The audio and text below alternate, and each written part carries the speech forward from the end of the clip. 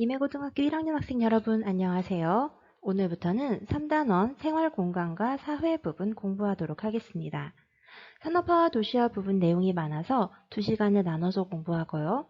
교통통신의 발달과 정보화 그리고 지역의 공간 변화 2개의 중단원을 묶어서 다음 시간에 공부하도록 하겠습니다.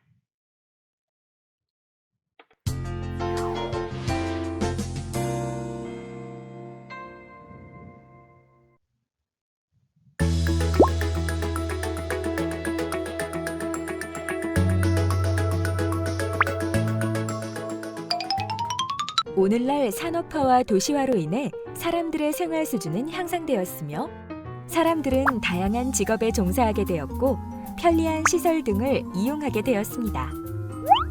그리고 교통수단의 발달로 먼 거리를 빠르게 이동할 수 있게 되었고 통신기술의 발달로 많은 양의 정보를 시간과 거리에 관계없이 주고받을 수 있게 되었습니다.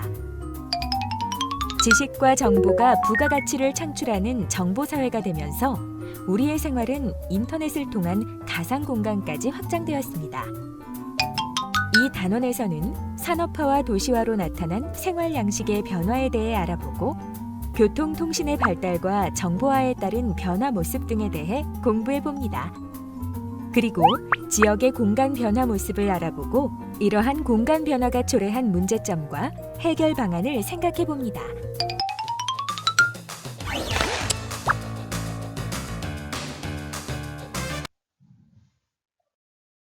화면에 노래를 찾는 사람들이 부른 사계라는 노래의 가사가 나와 있습니다. 여러분 이거 옛날 노래라서 들어봤는지 모르겠어요. 빨간 꽃, 노란 꽃, 꽃밭 가득 피어도 들어본 적 있나요? 뒷부분에 보니까 미싱은 잘 도네 돌아가네. 네, 이런 가사가 나와 있습니다. 어떤 상황에서도 미싱이 잘도 돌아간대요. 미싱이 무엇일까요? 네, 사진에 보이는 재봉틀이 바로 미싱이에요. 촌락 지역에 거주하고 있었던 어린 소녀들이 도시 지역으로 이동을 해와서 이런 재봉틀로 무엇인가를 만드는 공장에 취직을 해서 일을 했던 시기, 바로 산업화 시기에 나타났던 모습입니다. 선생님 어머니도 고등학생 시절에 학교 다니지 못하고 이렇게 도시로 와서 재봉틀로 옷을 만드는 공장에서 일을 하셨다고 해요. 바로 여러분 나이대죠? 네, 이렇게 힘든 시기에 열심히 일하셔서 선생님을 아주 훌륭하게 키워내셨죠. 네. 자, 이렇게 사람들이 도시에 와서 어떤 여러 가지 공업에 종사하던 시기, 우리가 이 시기를 산업화 시기라고 부릅니다. 자, 조금 더 자세하게 공부해 볼까요? 네, 이번 단원의 학습 목표입니다. 산업화와 도시화의 의미와 전개 과정을 설명할 수 있다. 산업화와 도시화로 인해 생활 공간과 생활 양식이 어떻게 변화하였는지 알 수 있다. 네, 이렇게 2가지 내용으로 나뉘어지게 됩니다. 우리 교과서 68쪽에 나와 있는 1960년대 말 포항의 모습 그리고 2010년대 포항의 모습 사진입니다. 자, 시대에 따라서 굉장히 많은 변화가 생겼죠? 경관과 토지 이용이 굉장히 많이 달라졌음을 알 수 있습니다. 왜 이렇게 과거와 다른 모습이 되었을까요? 자, 사진에서 나타나는 포항의 옛날과 오늘날의 모습을 한번 비교해 봅시다. 자, 60년대 말은 어떤가요? 하천 주변에 평야가 펼쳐져 있죠.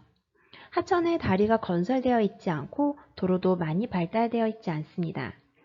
하지만 2010년대에는 평야의 면적은 좁아진 반면에 주택, 공장과 같은 시설이 밀집해 있어서 시가지 면적이 넓게 나타납니다. 또 하천에 다리가 건설되어 있고 시가지 곳곳에 도로망이 잘 발달되어 있음을 알 수 있습니다. 우리가 살고 있는 성남시의 모습은 어떨까요? 자, 사진에 나타나고 있는 곳이 바로 분당구 율동의 60년대 모습이에요. 자, 지금하고는 굉장히 다른 모습이죠. 지금은 아파트 단지가 들어서고 여러 가지 상가들도 많이 들어서 있어요. 하지만 이때는 어떤가요? 60년대. 네, 초가집이 보이고 아주 낮은 주거 지역들이 널리 펼쳐져 있어요. 또 앞에는 무엇이 보이나요? 네, 논이 보이네요. 추수를 마치고 난 다음에 논의 모습도 보입니다. 자, 이 사진도 역시 60년대 성남시의 모습이에요. 네, 아주 낮은 주거지들이 나타나는 모습 볼 수가 있습니다.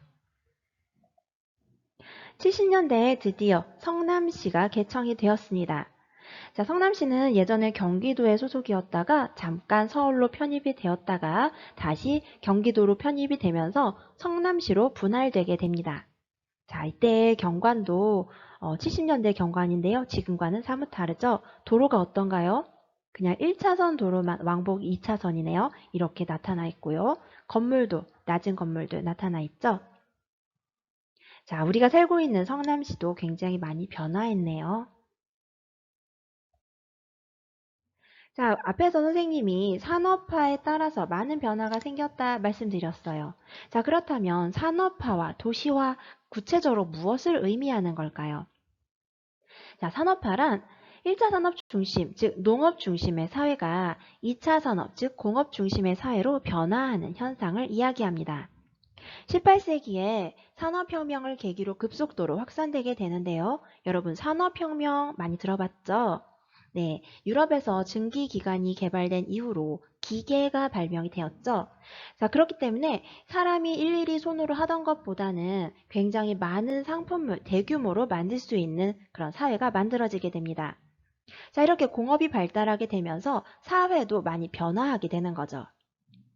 도시화는 산업화와 굉장히 밀접한 관련이 있어요. 일단 도시화란 전체 인구 중에서 도시에 거주하는 인구의 비율이 높아지거나 도시적 생활 양식이 확대되는 현상을 이야기합니다. 산업화가 진행이 되면서 사람들이 도시로 몰려들게 돼요. 왜일까요? 네, 도시에는 일자리가 많죠. 그렇기 때문에 산업화로 촌락의 인구가 일자리를 찾아 도시로 이동하는 이촌향도 현상이 나타나면서 도시가 확장되게 됩니다.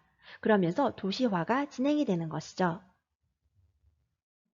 도시의 인구 비율이 높아지게 되면서 우리가 도시화율 그래프를 그려볼 수가 있어요. 이걸 도시화 곡선이라고 이야기하는데요. 보통 일반적으로 도시 인구 비율이 한 30% 미만일 때를 초기 단계, 30에서 70% 정도일 때를 가속화 단계, 그리고 도시 인구 비율이 70%를 넘어섰을 때 그때를 종착 단계라고 이야기합니다. 그러면 각 도시화 단계별로 어떤 특징을 가지게 될까요? 자, 먼저 초기 단계는 농업사회라고 할 수 있습니다. 1차 산업이 중심이 되고요. 인구가 전국적으로 분산되어 고르게 거주하고 있는 단계입니다. 우리나라 같은 경우는 1960년대 이전이 바로 초기 단계에 해당이 됩니다.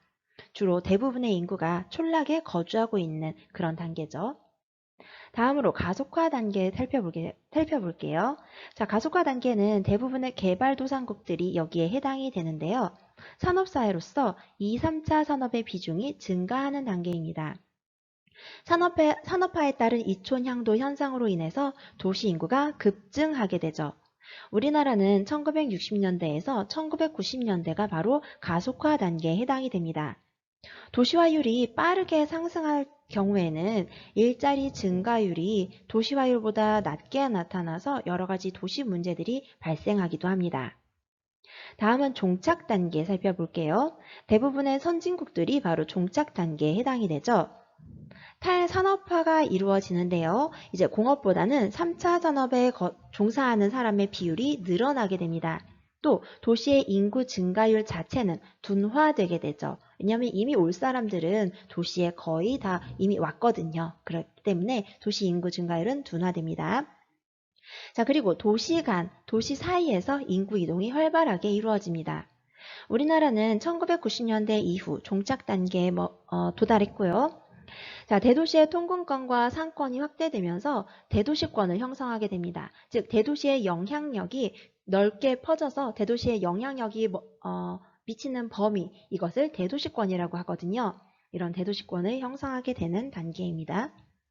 또 교외화 현상이 나타나는데요. 대도시의 기능이 주변 지역으로 확산되면서 교외 지역까지 대도시의 영향력이 미친다라고 보시면 되겠습니다. 우리나라와 세계화의 도시화 좀 더 구체적으로 살펴볼게요. 자, 우리나라는 1960년대 경제개발 계획이 추진되면서 수도권과 남동 이메 지역에 공업이 발달하게 되고 여기에 도시가 발달하게 됩니다. 우리나라는 1960년대 무엇이 풍부했을까요? 자본, 기술, 원료, 노동력 모두 풍부했나요? 네, 그렇지 않죠. 바로 이때는 노동력만 풍부했던 시기입니다. 그렇기 때문에 노동력이 많이 필요한 산업, 가발, 신발, 섬유 이런 산업들이 발달되게 됩니다. 자, 이때 발달한 공업을 토대로 해서 자본과 기술을 축적할 수 있게 됐었죠. 이렇게 축적된 자본과 기술로 중화학 공업을 육성하게 되는데요. 이 중화학 공업 어디에서 주로 이루어지나요?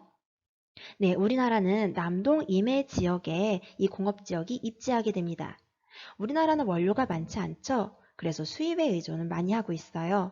그래서 바닷가에 공업 지역이 입지했을 때 원료의 수입과 완제품의 수출이 유리하게 되겠죠. 그래서 바닷가, 즉 남동 이메 지역, 저쪽 부산 쪽 그 지역에 공업이 발달하게 됩니다. 자, 도시화율, 우리나라의 도시화율 그래프 한번 볼까요? 네, 우리나라 도시화 이미 90년대에 80% 이상 넘어섰네요. 자, 우리나라는 바로 종착 단계에 해당이 되게 됩니다. 자, 우리 교과서 69쪽 아래에 우리나라 도시는 어떻게 발달해 왔을까 문제가 나와 있어요. 자, 우리 같이 한번 살펴볼게요. 자, 조선시대는 한양을 중심으로 각 지방의 행정 중심지가 발달했습니다. 1960년대 이후에는 산업화로 인해서 서울, 부산과 같은 대도시가 성장하게 됩니다. 1970년대에는 남동 이메 지역의 공업이 발달하면서 포항, 울산, 창원과 같은 신흥 공업도시가 성장하게 됩니다. 1980년대에는 대도시의 인구와 기능을 분산하기 위한 위성도시가 발달하는데요. 대도시의 공업 또는 주거 또는 행정 기능을 분산하게 됩니다. 1990년대 이후에는 신도시 건설이 이루어지는데요. 신도시는 일부러 만든 도시라고 생각하시면 돼요. 주로 서울과 같은 경우는 대도시의 주거 기능을 분산하기 위한 신도시를 건설하게 되죠. 우리가 살고 있는 분당도 처음에는 주거 기능을 분산하기 위한 신도시로 건설했던 그런 도시입니다. 네, 시대에 따라서 우리나라 도시가 어떻게 성장했는가 나와 있네요. 자, 1925년 전국적으로 여러 개의 도시들이 분포하고 있습니다. 자, 1970년대 서울, 부산, 대구, 인천 급속도로 확장하게 되네요. 자, 2010년 보니까 서울을 중심으로 한 수도권, 그리고 부산을 중심으로 한 그 주변 지역의 도시가 크게 성장한 모습을 볼 수 있습니다. 네, 우리나라의 도시화는 앞에서 살펴봤고요. 자, 이제 세계의 도시화는 어떻게 이루어졌는지 한번 살펴보겠습니다. 자, 선진국은 대부분의 인구가 도시에 이미 거주하고 있죠. 자, 지금 개발도상국은 현재 도시화가 빠르게 진행되고 있습니다. 도시화율을 살펴봤을 때에는 선진국이 높게 나타나고요. 도시화의 진행 속도는 개발도상국이 빠르게 나타나고 있습니다. 그래프로 한번 살펴볼게요. 선진국은 긴 시간에 걸쳐서 도시화가 천천히 이루어지게 됩니다. 개발도상국 같은 경우는 짧은 시간 안에 급속도로 도시화가 이루어지게 되는데요. 그 이유는 도시 인구의 자연 증가와 이촌 향도로 인한 인구 증가가 동시에 일어나게 되면서 아주 급속하게 도시가 팽창하기 때문이죠. 이에 따라서 개발도상국에는 여러 가지 도시 문제들이 발생하기도 합니다. 자, 산업화와 도시화에 대해서 우리 앞에서 살펴봤고요. 자, 이제는 산업화와 도시화로 인해서 어떤 변화들이 생겨났는가 살펴보도록 하겠습니다. 자, 먼저 생활 공간에 변화가 생깁니다. 자, 거주 공간이 변화하게 되는데요. 도시 인구가 증가하면서 도시의 범위가 확대되고 교통이 발달하면서 주거지와 직장의 거리가 멀어지게 됩니다.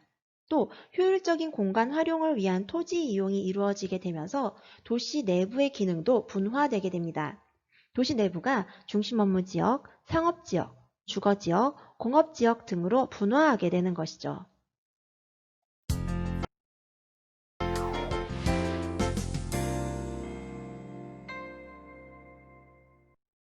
도시의 중심부인 도심은 지가와 지대가 높아 토지 이용의 집약도를 높이기 위해 고층 건물이 밀집합니다.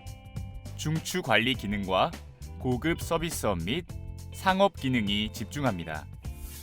중간 지역은 도심 주변의 주택과 상가, 공장 등이 혼재되어 있는 지역을 말합니다. 부도심은 도심과 외곽을 연결하는 교통의 결절점에 형성됩니다. 업무 기능, 서비스업 및 상업 기능 등 도심의 일부 기능을 분담하여 도심의 과밀화 현상을 완화합니다. 주변 지역은 쾌적한 환경과 대중교통망의 확충으로 대규모 아파트 단지가 들어서는 곳이 늘어나고 있으며 대형 쇼핑센터가 들어서기도 합니다. 그리고 도시의 무질서한 팽창을 억제하고 녹지 공간을 보존하기 위해 개발 제한 구역을 설정한 곳도 있습니다. 위성도시는 중심 도시의 주거, 공업, 행정 기능을 분담합니다. 앞에서 지역 분화에 대해서 좀 간단하게 살펴보았는데요. 자, 왜 이렇게 지역이 분화하게 되는 거였을까요? 네, 바로 접근성, 지대, 지가의 차이 때문이었죠. 접근성은 특정 지역이나 시설에 도달하기 쉬운 정도를 이야기합니다. 위치, 거리, 교통의 편리성, 통행시간 등의 영향을 받죠. 교통이 편리한 지역은 접근성이 높고 도시 중심부가 주변 지역보다 접근성이 높습니다. 지대는 토지 이용을 통해 얻을 수 있는 수익을 이야기하는데요. 임대료나 월세 같은 거 생각하시면 돼요. 접근성이 높을수록 지대가 높게 나타나죠. 지가는 토지의 가격인데요. 접근성과 지대가 높은 도심과 교통 결절 지역, 즉 교통망이 만나는 지역에서 높게 나타납니다. 이런 접근성과 지대, 그리고 지가의 차이 때문에 도시 내 기능에 따라서 지대의 변화가 생깁니다. 상업 업무 기능은 접근성이 높은 곳에 입지해야 많은 소비자를 확보할 수 있기 때문에 다른 기능보다 접근성에 민감합니다. 따라서 접근성이 낮아질수록, 즉 도심에서 거리가 멀어질수록 지대가 급격하게 감소하게 됩니다. 공업 기능과 주거 기능도 상업 업무 기능처럼 접근성이 높은 곳에 입지하면 시간과 비용이 적게 들기 때문에 도심에 입지하는 것이 유리한 것은 사실입니다. 하지만 도심에서의 지대 지불 능력, 즉 이 임대료를 낼 수 있는 능력이 상업 업무 기능보다 낮고 또 접근성이 낮아질수록 도심에서 멀어질수록 감소하는 지대의 폭이 상대적으로 적기 때문에 도심에서 더 멀리 입지할 수가 있는 것이죠. 결국 지대 지불 능력이 높은 상업 및 업무 기능은 접근성이 높은 도심에 집중하는 현상이 나타나고요. 지대 지불 능력이 낮은 기능들, 주택, 학교, 공장과 같은 것들은 도시 외곽으로 빠져나가게 됩니다. 자, 이 세 개의 그래프를 합쳐 놓은 것이 마지막 그래프예요. 자, 도시 중심에서부터 이 지점까지는 어떤가요? 상업 기능이 입지했을 때 가장 높은 지대를 받을 수가 있죠. 그렇기 때문에 상업적 토지 이용이 가장 유리합니다. 그래서 상업지구가 입지하게 되죠. 이 지점부터 이 지점까지. 이 부분은 어떤가요? 공업 기능이 입지했을 때 가장 높은 지대를 받을 수가 있죠. 그렇기 때문에 공업의 토지 이용이 가장 유리합니다. 따라서 이 지역은 공업지구가 입지하게 됩니다. 자, 그럼 이 지점부터 여기까지는 어떤가요? 네, 이 지역에서는 주거 기능이 입지했을 때 가장 높은 지대를 받을 수가 있죠. 그래서 이 지역에서는 주거지, 즉 주택지구가 들어서게 되는 겁니다. 여러분 이해 가시나요?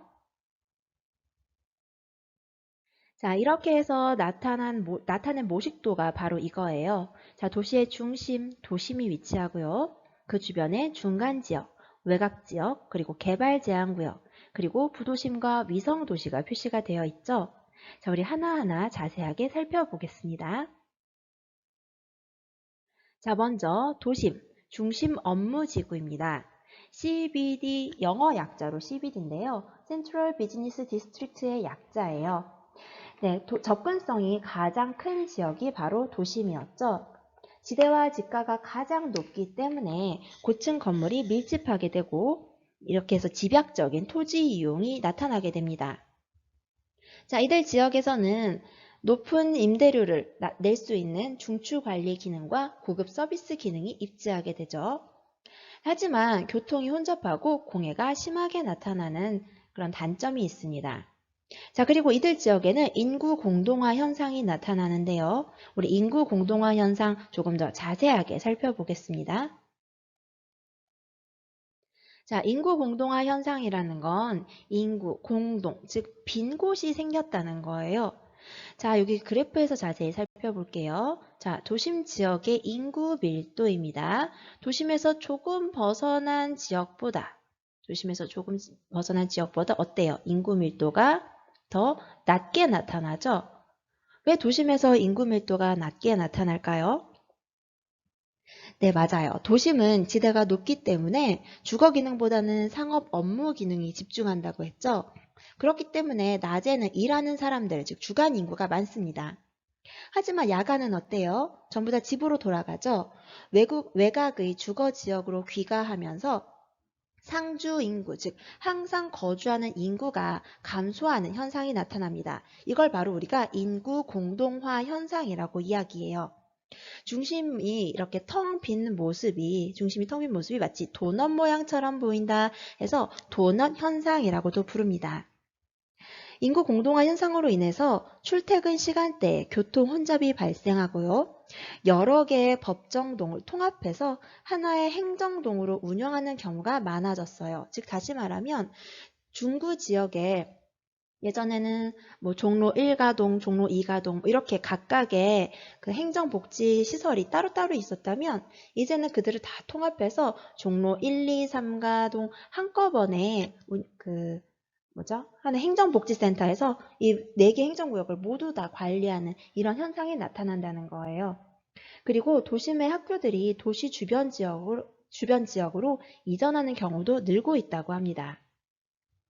이것도 인구 공동화 현상을 나타낸 그래프인데요. 자, 그래프 한번 비교해 볼게요. 자, 빨간색이 주간 인구예요. 요 가운데가 바로 도심입니다. 도심의 낮에는 사람이 이렇게 많아요. 그렇죠? 그런데 밤은 어떤가요? 자, 야간 인구 한번 볼까요? 자, 이만큼의 인원이 외곽으로 빠져나간 거죠. 결국 야간에는 인구 밀도가 굉장히 낮게 나타납니다. 자, 이 그래프에서도 우리가 인구 공동화 현상 설명할 수 있겠습니다.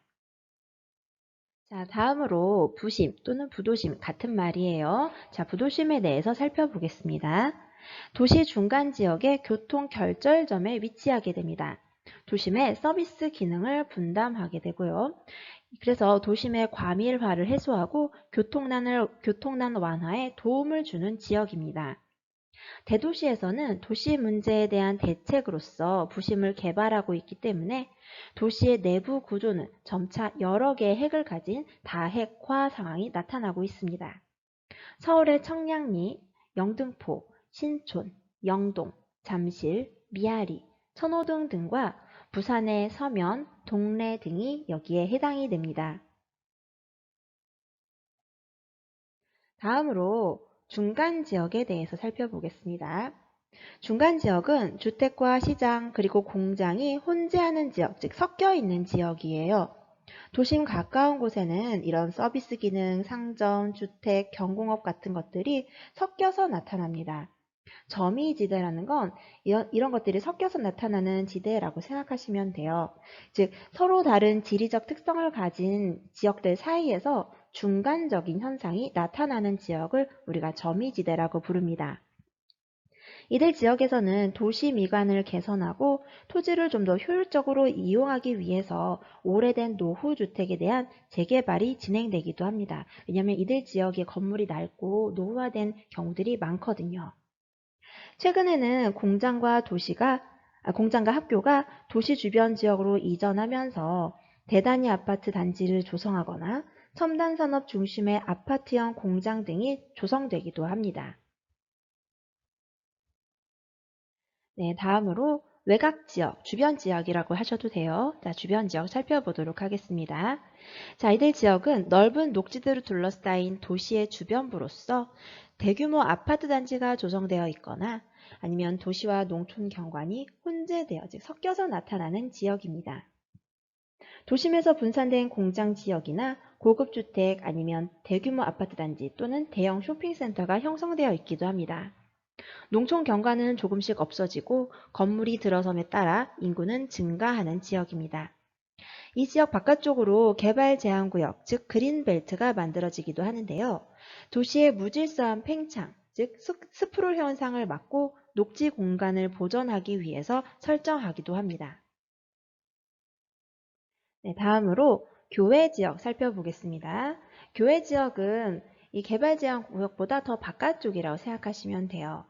도시가 발달하고 또 교통이 발달하고 도시가 과밀해지면서 도시에서 빠져나온 인구가 이들 교외 지역에 증가하게 됩니다. 그러면서 거주의 교외화 현상이 나타나게 되죠. 위성도시와 신도시 그리고 근교촌, 즉 근교 지역의 시골과 같은 모습이 나타나는 지역을 우리가 근교촌이라고 얘기하는데요. 이런 근교촌이 발달하면서 대도시권이 형성됩니다. 근교촌에는 상업적 원예 농업이 발달하고 겸업 농가가 증가하게 됩니다. 겸업 농가라는 건 농사를 지으면서 다른 일을 동시에 하는 농가를 이야기해요. 직장을 다니면서 농사도 짓는다든지 이렇게 여러 가지를 동시에 하는 농가가 겸업 농가입니다.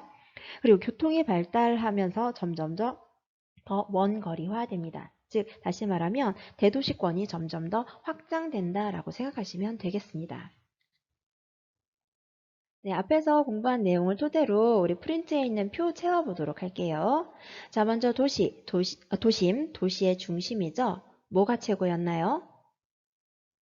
네, 접근성, 지대, 지가가 최고인 지역이었죠. 중심 업무 기능과 전문 상업 기능이 밀집하였고 토지의 집약적인 이용으로 고층 건물이 들어서는 지역이었어요. 인구 밀도가 낮이 밤보다 훨씬 높은 인구 공동화 현상, 상주 인구가 줄어드는 인구 공동화 현상이 나타났었죠. 네, 주거 기능의 이심 현상, 즉 도심 지역을 벗어나는 현상으로 인해서 도심의 상주 인구 밀도가 감소한 지역이었습니다.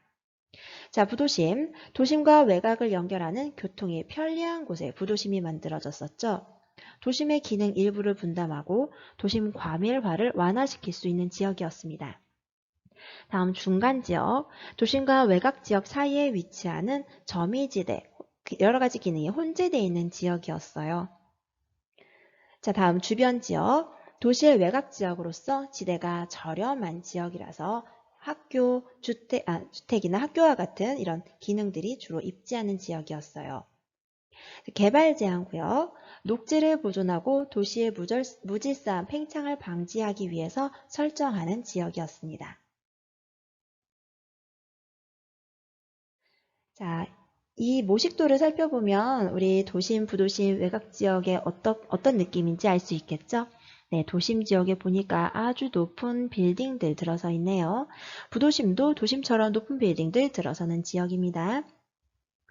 자, 외곽지역, 그리고 개발제한구역, 그리고 위성도시, 자, 토지 이용 이 그림으로 간단하게 살펴봤습니다. 자, 다음은 서울입니다. 자, 서울의 도심 그리고 부도심이 표시가 되어 있어요. 서울의 도심 어디인가요? 네, 중구, 종로구 일대가 바로 서울의 도심이었죠. 그리고 부도심 표시되어 있네요. 신촌, 영등포와 여의도, 영동, 잠실, 천호, 청량리 지역이 바로 서울의 부도심이었습니다. 자, 서울의 위성도시 있죠? 우리가 살고 있는 성남시, 바로 서울의 위성도시 중에 하나였네요. 네, 신도시와 위성도시가 함께 표시가 되어 있어요. 자, 우리가 살고 있는 분당, 판교 지역, 거주 기능을 분산하기 위해서 새롭게 만든 신도시였죠. 그 외에도 여러 신도시들이 나와 있습니다. 자, 도시 내부의 다양한 모습 우리 교과서에 나와 있는 내용이에요. 자, 한번 하나하나 살펴보도록 할게요. 자, 도심, 그리고 부도심, 주거지역, 공업지역으로 예시가 나와 있죠? 자, 먼저 도심입니다. 자, 중구지역. 도시의 중심에 있어요. 접근성이 높고 교통이 편리합니다. 또 고층 건물이 밀집되어 있고요. 행정, 금융기관, 백화점, 대기업의 본사 등이 모여 있어서 상업 업무 기능이 발달해 있음을 알 수 있죠. 네, 주거 기능의 이심 현상, 즉 중심을 떠나는 현상 나타나고요. 인구 공동화 현상, 그리고 이로 인한 교통체증이 발생하기도 합니다. 네, 서울에 위치하고 있는 대기업 본사와 백화점, 그리고 고급 호텔의 분포 지도입니다. 자, 대기업 본사 먼저 볼까요? 네, 종로 중구 일대 많이 모여 있네요. 자, 영동에도 많이 있고요. 자, 백화점과 고급 호텔은 어떤가요? 도심과 부도심에 분포하고 있음을 알 수 있습니다. 우리나라에서 지가가 가장 비싼 곳 어디일까요? 네, 1위는 바로 명동에 위치하고 있는 네이처 리퍼블릭이 이 화장품 가게죠? 이게 입지하고 있는 곳이에요. 자, 서울시 조사에 따르면 서울에서 공시지가가 가장 높은 곳은 2004년도부터 1등이래요. 자, 얼마일까요? 네, 제 1제곱미터당 1억 9,900만 원을 기록했다고 합니다. 네, 엄청나죠? 우리나라에서 가장 땅값이 싼 어디인가요? 네, 누록돌이래요. 전남 진도군 누록돌이 임야 숲이네요. 자, 2019년에 얼마였나요? 네, 1제곱미터당 210원이에요. 자, 이것과 비교해보면 도심의 지가 얼마나 높은지 알 수 있겠죠? 자, 다음으로 부도심 영등포구 살펴보도록 하겠습니다. 자, 교통이 편리한 곳에는 도심의 기능을 분담하는 부도심이 발달하는데요. 부도심은 백화점, 금융기관, 각종 편의시설 등이 모여있고 도심과 비슷한 경관이 나타나게 됩니다. 자, 다음으로 주거지역입니다. 자, 도시 외곽 지역에는 많은 인구를 수용하기 위해서 대규모의 주거단지가 조성되어 있죠. 주로 아파트가 입지하고 있는데요. 사람들이 더 많이 살 수 있겠죠. 자, 다음으로 공업지역 살펴보겠습니다. 도시 외곽 지역에는 넓은 부지를 필요로 하는 공업단지가 조성이 되어 있는데요. 이 구로공단은 1960년, 70년대에 섬유공업이 발달했던 곳이죠. 아까 선생님이 말씀드렸던 노래 4개에 나오는 바로 미싱 있죠? 자, 미싱으로 옷을 만드는 봉제공업이 발달했던 곳입니다. 하지만 지금은 어떤가요? 네, 지금은 임금이 저렴하고 지가가 싼 해외나 지방으로 대부분의 공장이 이전하면서 쇠퇴했고요. 소프트웨어나 디자인, 콘텐츠와 같은 지식 서비스 관련 기업이 집중해서 입지하는 서울 디지털 산업단지로 변모하게 되었습니다. 자, 산업화 도시화로 인해서 토지 이용에는 어떤 변화가 나타나는지 살펴보도록 하겠습니다. 자, 효율적인 공간 활용을 위해서 집약적인 토지 이용이 이루어지게 됩니다. 자, 집약적이 무엇인지 조금 더 자세히 살펴볼게요. 자, 집약도란 토지 이용에서 단위 면적당 투입되는 노동과 자본의 크기를 이야기합니다. 자, 집약적인 토지 이용이라는 건 단위 면적당 많은 자본을 들이거나 많은 노동력을 들여서 수확량과 수익을 최대로 높이려 하는 게 바로 집약적인 토지 이용입니다. 이렇게 되면 지대를 높게 받을 수 있겠죠? 자, 반대는 조방적인 토지 이용이에요. 토지 이용의 집약도가 낮은 토지 이용 방식이죠. 자, 일정 면적에 들이는 노동력과 자본의 양이 작고 생산량 역시 이에 따라 낮게 나타나겠죠. 자, 이런 토지 이용 형태를 조방적인 토지 이용이라고 이야기합니다. 자, 생태 환경에는 어떤 변화가 생길까요? 주택, 공장, 도로 등이 늘어나면서 시가지, 즉 도시의 면적이 증가하게 되고 농경지, 삼림과 같은 녹지 면적이 감소하게 됩니다. 또 대도시권이 형성되는데요. 교회화 현상에 의해서 대도시와 주변 지역이 기능적으로 밀접한 관계를 맺게 되죠. 즉 대도시의 영역이 확장되었다라고 생각하시면 되겠습니다. 대도시권의 공간 구조와 범위 살펴보도록 하겠습니다. 대도시권은 중심도시와 중심도시로 통근이 가능한 권역에 속하는 지역으로 구성이 됩니다. 중심도시에서 멀어질수록 도시의 영향력은 감소하게 되죠. 교외 지역은 중심도시와 연속된 지역인데요. 주거 공업 기능이 확대되는 지역이고요. 배후 농촌 지역은 중심 도시로부터의 최대 통근 가능 지역으로서 상업적 원예 농업이 발달하는 지역입니다.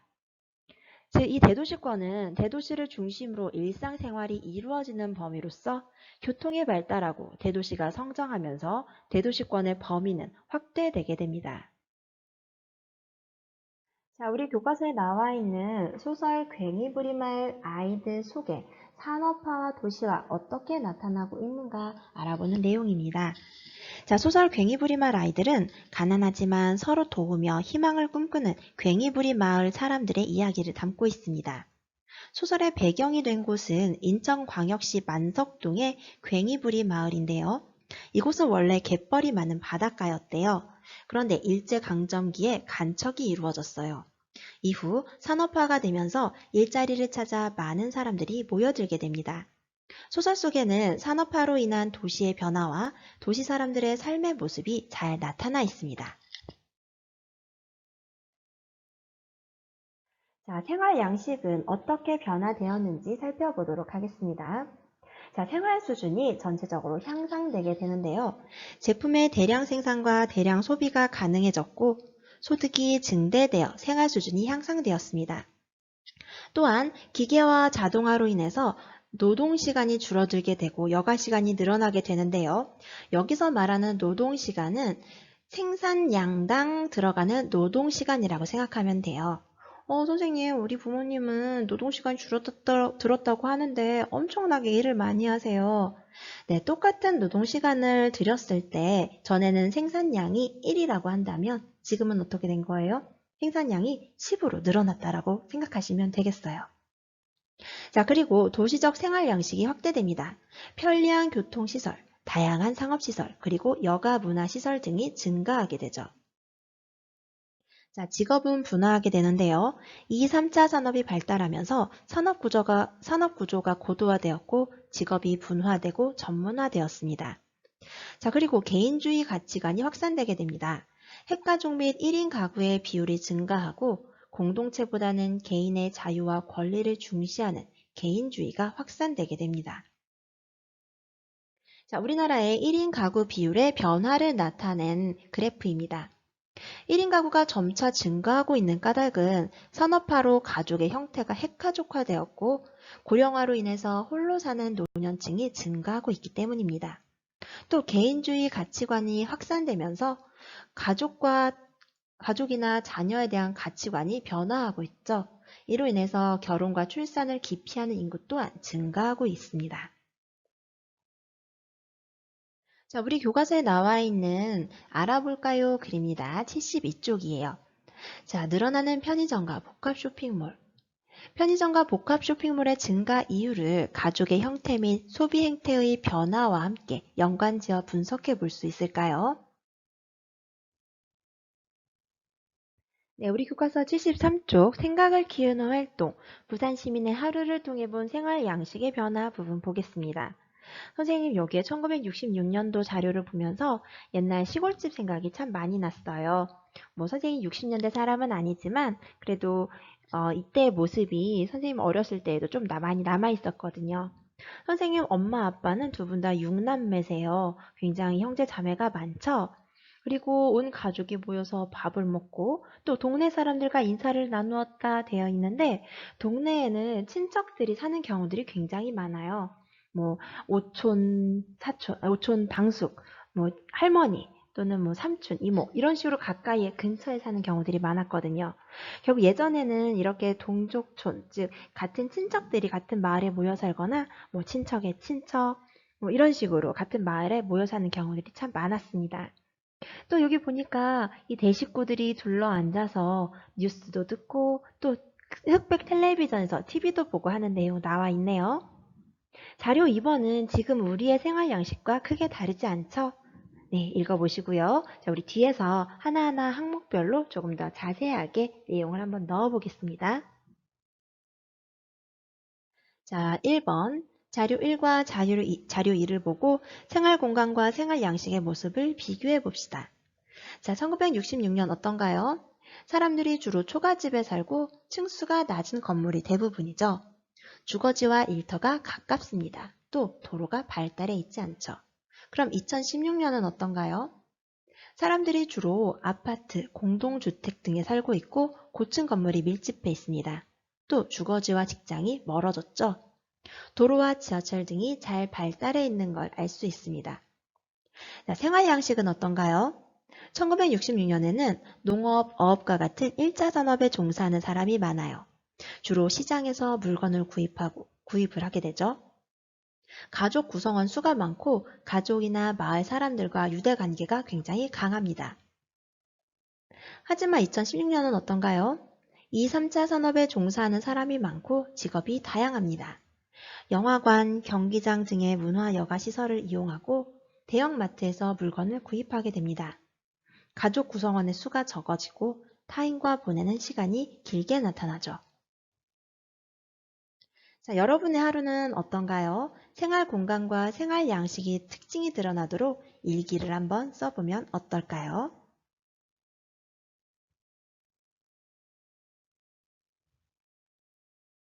자, 확인학습입니다. 전체 인구 중 도시에 거주하는 인구의 비율이 높아지거나 도시적 생활 양식이 확대되는 현상, 무엇이라고 하나요? 네, 도시화입니다. 2번, 대도시와 주변 지역이 기능적으로 밀접한 관계를 갖는 공간적 범위, 무엇이라고 하나요? 네, 맞아요. 대도시권 맞습니다. 자, 산업화와 도시화로 나타난 변화를 보기에서 골라서 기호를 써볼까요?